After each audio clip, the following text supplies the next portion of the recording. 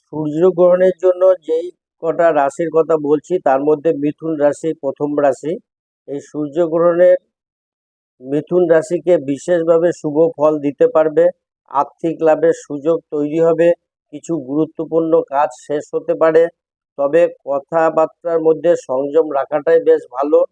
কম কথা বলা, ভেবেচিন্তে কথা বলা আপনার পক্ষে ক্ষেত্রে শুভ হবে।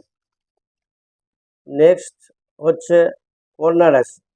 কন্যা রাশির ক্ষেত্রে বলবো যে নতুন আয়ের পথ খুলতে পারে, দীর্ঘদিনের আটকে থাকা কাজ শেষ হওয়ার সম্ভাবনা রয়েছে, অর্থনৈতিক অবস্থা উন্নতি হবে, আর্থিক উন্নতি বাড়বে।